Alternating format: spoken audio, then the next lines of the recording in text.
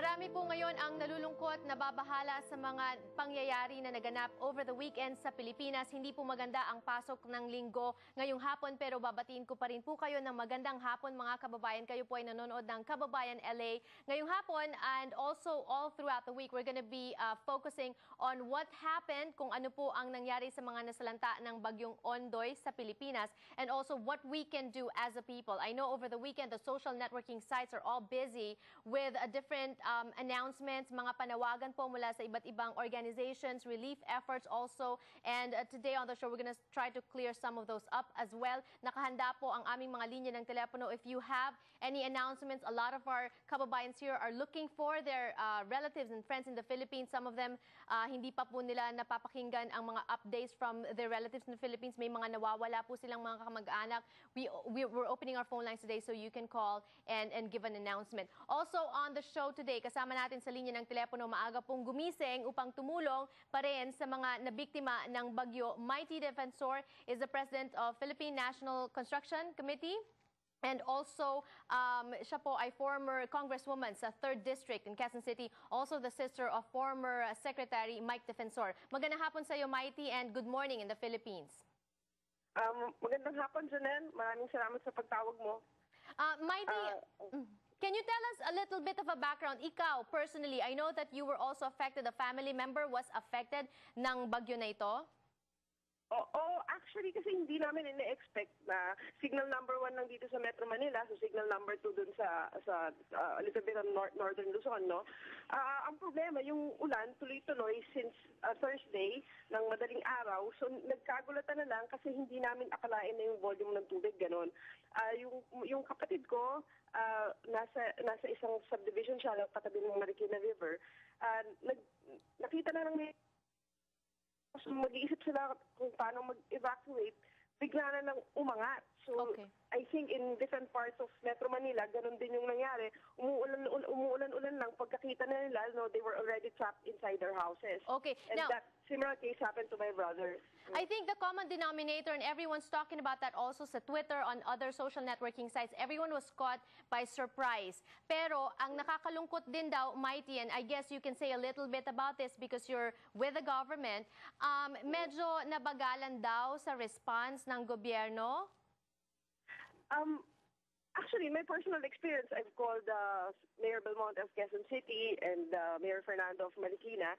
Ang nangyari kasi kulang yung mga rubber boats natin, and a lot of people were appealing already, even private organizations, saying na kung meron kayong bangka, padala nyo dito, babayaran namin, gano'n. So talagang medyo hindi siguro sufficient dahil mahirap rin tayong bansa, hindi sufficient yung natin, yung mga kagamitan at lahat. But so when people are already calling for rescue, hindi mapadala lahat. But right. In terms of bayanihan, mabait naman lahat, no, nagtutulungan, yung mga magkakapitbahay, the military and the police came.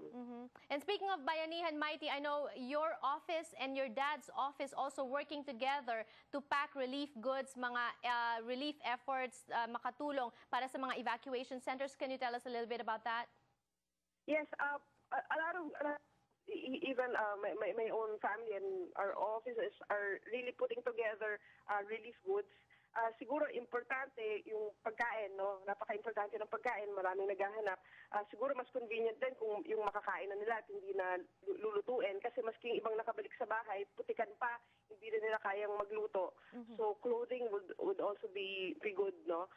Yung sa amin lang, medyo naantala ng konti kasi kagabi, yung binibilhan namin ng malaking grocery store na mga bulk na mga relief goods, mga canned goods, pati yung stock room nila nabasa. Oh. So, kagabi, huminto na kami na mag-impake kasi naubos na yung mga binibili namin na goods, no? Although hopefully, not similar cases, I have not heard, no, pero sana yung hindi naman similar yung cases sa iba't ibang syudad ng Metro Manila. Pero yun nga, nagkakarbusan kasi nababaha, ang dami talagang Ang gaya ng Cainta, Marikina, nalubog yung mga areas na yan. So talagang wala kang mabibili sa lugar na yan.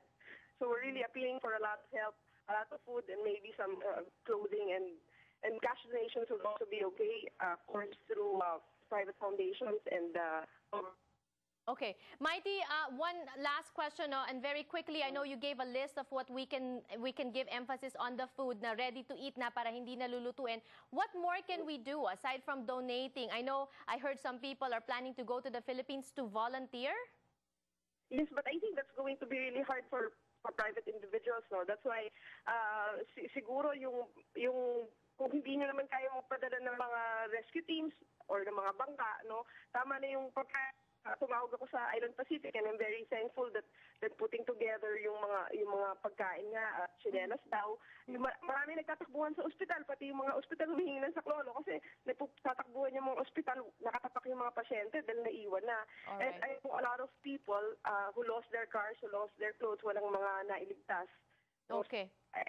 Yeah, I think cash, food, and clothing would be fine. All right. But kung siguro yung mga may extra kakayahan, kung kaya pa nilang magpadala ng rubber boats, kasi may mga naiiwan pa ngayon sa mga bubong ng mga bahay, hindi pa Oh nila my gosh, even until now. And ang fear namin ngayon, no, just an extra appeal, I think in 2 days mukhang may darating pang bagyo, hindi pa stable yung kondisyon dito sa Okay. Pilipinas. All right. So it might worsen, no? All right. Situation. Maraming salamat sa iyo, Mighty, at sa iyong buong pamilya. I know you guys are all working hard to help our kababayans. I'm going to be talking to your dad tomorrow, but thank you so much for now, and mabuhay ka.